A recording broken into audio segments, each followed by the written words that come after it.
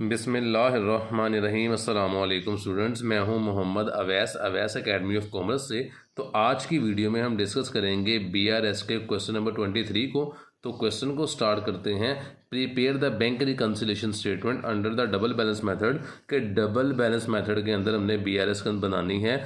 और from the following particular on 30/06/2017 30/6/2017 को जो हमारे पास डाटा गिवन है वह हमारे पास पासबुक ओवरड्राफ्ट का बैलेंस गिवन है, कैश बुक ओवरड्राफ्ट का बैलेंस गिवन है और चेक डिपॉजिट हमारे पास गिवन है। Cheque drawn but not yet presented to the bank ₹3200 ये गिवन है। इसके बाद द बैंक चार्जेस ₹64 कमीशन ये गिवन है और dividend collected by the bank ये गिवन है। अब सवाल ये पैदा होता है कि डबल बैलेंस मेथड में क्वेश्चन को कैसे सोल्व करते हैं। तो बीआरएस बेसिकली कहते ही इस चीज़ को है जब कैश बुक और पासबुक का बैलेंस आपस में टैली ना हो तो उस बैलेंस को टैली करने के लिए जो स्टेटमेंट हम बनाते हैं उसको बीआरएस कहते हैं। तो जब पासबुक का बैलेंस हमारे पास होगा, जो पासबुक का बैलेंस हमारे पास गिवन होगा, उस पासबुक के बैलेंस को लेकर हमने एक स्टेटमेंट तैयार करनी है। पासबुक के बैलेंस के अंदर आपने याद रखना है not presented cheque, not collected cheques और bank error, bank wrongly debit या बैंक रोंगली क्रेडिट, ये चीज़ें आएंगी पासबुक के बैलेंस के अंदर।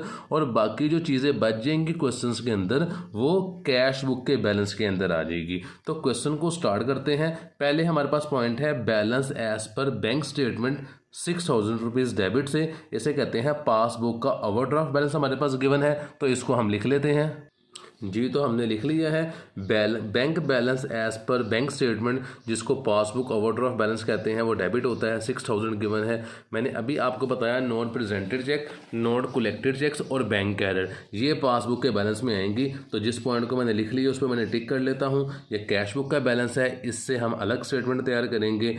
Check deposit into the bank but not yet collected, कि हमने चेक डिपॉजिट करवाए हैं बैंक में ₹1940 के और ये चेक कलेक्ट नहीं हुए, तो ये नॉट कलेक्टेड चेक्स हैं। नॉट कलेक्टेड चेक्स क्रेडिट होते हैं। डेबिट बैलेंस गिवन है तो लेस के अंदर आ जाएगा, यहाँ पे लिख देते हैं not collected cheques, not collected और चेक्स। और इसकी अमाउंट गिवन थी क्वेश्चन के अंदर मेरे पास 1940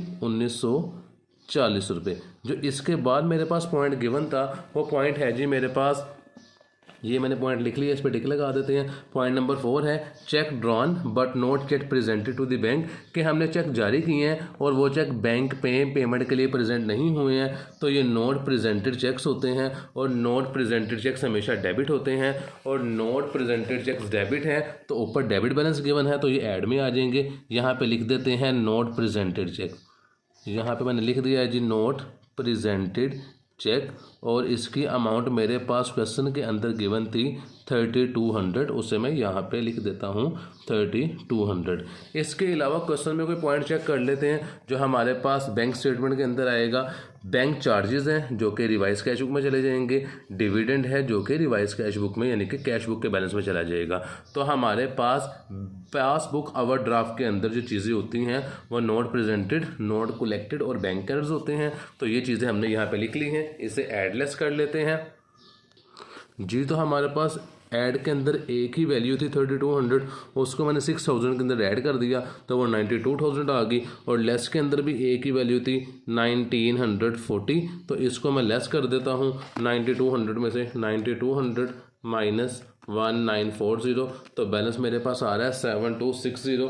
तो यही मेरे पास बैलेंस है जो कि करेक्ट बैलेंस है। तो यहाँ पे मैं लिख लेता हूँ बैलेंस जो हमारे पास आंसर आ रहा है, तो यहाँ पे मैंने लिख दिया है 7260 और ये मेरे पास करेक्ट बैलेंस है। अब इसके बाद हम कैश बुक के बैलेंस को लेकर स्टेटमेंट तैयार करेंगे।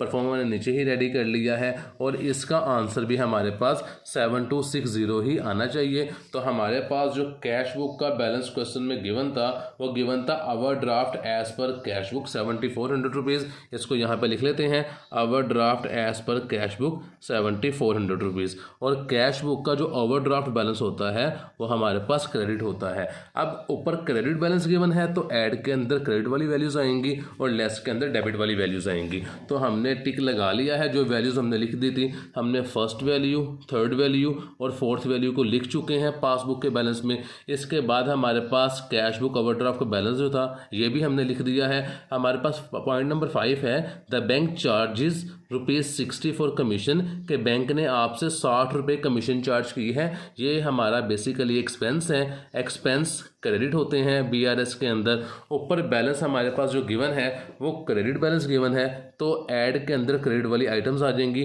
तो यहाँ पे मैं स्टेटमेंट लिख देता हूँ बैंक चार्जेस के नाम से, तो मैंने यहाँ पे लिख दिया बैंक चार्जेस ₹60। इसके बाद जो हमारे पास लास्ट पॉइंट क्वेश्चन के अंदर गिवन था वो था dividend collected by the bank dividend collected by the bank ₹200। तो डिविडेंड बैंक ने कलेक्ट किया है। डिविडेंड बेसिकली हमारी इनकम होती है और इनकम बीआरएस स्टेटमेंट के अंदर डेबिट होती है। ऊपर क्रेडिट बैलेंस गिवन है तो ये नीचे आ जाएगी। यहाँ पे लेस के अंदर नीचे हम स्टेटमेंट लिख देंगे डिविडेंड मनी रिसीव्ड। तो यहाँ पे मैंने लिख दिया डिविडेंड मनी रिसीव्ड और इसकी अमाउंट थी ₹200। तो हमारे पास यहाँ पे क्वेश्चन में वैल्यूज मुकम्मल हो चुकी हैं। इसको एडलेस कर देते हैं। 60 एक ही वैल्यू थी ऐड के अंदर, तो 7400 में 60 मैंने ऐड किया तो मेरे पास आंसर आता है 7460 और 200 मेरे पास एक ही वैल्यू थी। इस 200 को मैंने माइनस कर दिया तो मेरे पास जो आंसर आता है 7460 में से 200 माइनस किया तो 7260। तो यही मेरे पास बैलेंस है। करके देख लेते हैं। 7400 प्लस 60 ये रकम आ गई माइनस 200, तो मेरे पास आंसर आता है 7260। यही बैलेंस मेरे पास ऊपर था तो यही बैलेंस मेरे पास नीचे आ गया है। यही मेरे पास करेक्ट बैलेंस है। वीडियो मुकम्मल हो चुकी है। इंशाल्लाह नेक्स्ट वीडियो में एक न्यू क्वेश्चन के साथ आपके साथ मुलाकात होगी। तब तक के लिए अपना ख्याल रखिएगा। अल्लाह हाफिज़।